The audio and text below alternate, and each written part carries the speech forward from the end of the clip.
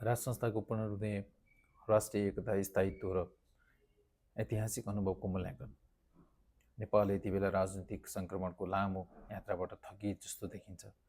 संविधान बनेको दशक नपुग्दै पटक पटक सरकार परिवर्तन, दलगत फुट, शक्ति सङ्घर्ष र अस्थिर गठबन्धनले जनतालाई निराशा बढाएको छ। सङ्घीय संरचना स्थापित भए पनि राजनीतिक संस्कार परिपक्व हुन सकेको छैन भन्ने गुनासो सर्वत्र सुनिन्छ।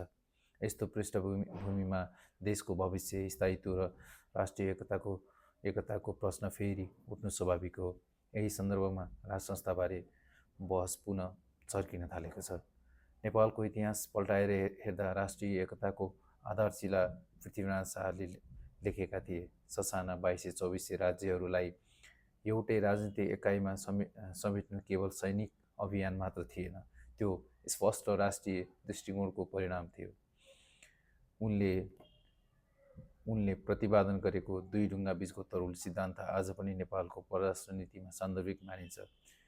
यसले के देखाउँछ भने राष्ट्र संस्था कुनै समय राष्ट्रिय सुरक्षा र कूटनीतिक सन्तुलनको केन्द्र थियो।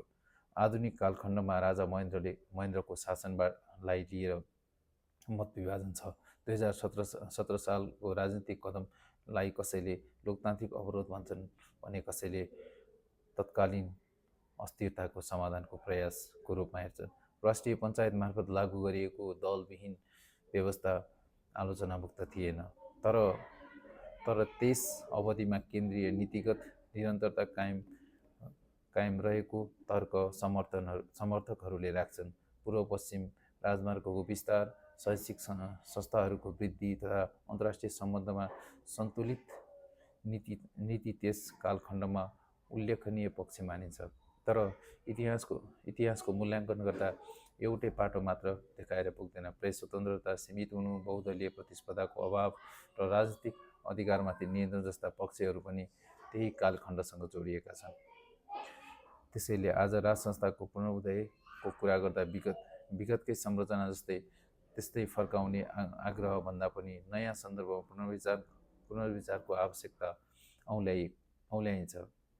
उदाहरणका लागि राष्ट्रिय प्रजातन्त्र पार्टी जस्ता दलहरूले संवैधानिक राजतन्त्रको अवधारणा अघि सार्दै राष्ट्र संस्थालाई राष्ट्रिय एकताको प्रतीकको रूपमा पुनर्स्थापित गर्नुपर्ने धारणा राख्दै आएका छन्। विश्वका केही लोकतान्त्रिक मुलुक जस्तै बेलायत, जापान जस्ता राष्ट्र संस्थाको प्रत्यक्ष शासन संलग्न नभएको पनि राष्ट्रिय पहिचान र इतिहासको निरन्तरताको प्रतीकका रूपमा कायम छ। त्यहाँ कार्यकारी अधिकार निर्वाचित सरकारको सँग हुन्छ, तर राष्ट्र संस्थाले राजनीतिक सङ्कटका बेला प्रतीकात्मक एकताको भूमिका खेल्छ। नेपालमा पनि यदि कहिल्यै यस विषयमा बहस गरियो भने त्यस्तै मोडल सान्दर्भिक हुन सक्छ भन्ने केही वृत्तमा सुनिन्छ। वास्तविकता के हो भने आजको चुनौती केवल व्यवस्था परिवर्तन होइन, सुशासनको गणतन्त्र स्थापित भइसकेपछि पनि यदि जनताको अपेक्षा स्थायित्व, विकासको अनुभूति गर्न सकेका छैनन् भने त्यसको समीक्षा हुनु आवश्यक छ।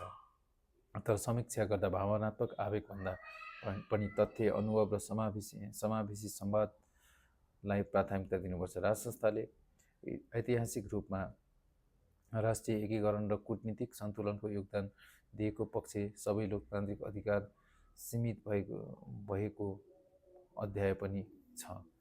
दुवै सत्यलाई स्वीकारेर मात्र परिपक्व बहस सम्भव हुन्छ। अन्ततः नेपाल कुनै बाटो रोज्ने भन्ने निर्णय नेपाली जनताको हातमा छ। राष्ट्र संस्था पुनर्स्थापना होस् वा वर्तमान गणतन्त्रलाई थप सुदृढ बनाउने प्रयास, मुख्य लक्ष्य स्थापित, समावेशी र समृद्ध नै हुनुपर्छ। इतिहासले दिएको अनुभवलाई न त पूर्णतः अस्वीकार गर्न मिल्छ, न त आँखा मुन्देर महिमामण्डन। समयले माग गरेको छ विवेकपूर्ण समीक्षा, राष्ट्रिय सहमति र दीर्घकालीन सोच। यही बाटो मात्र नेपालको स्थिर र सशक्त भविष्यतर्फ डोर्याउन सक्दछ।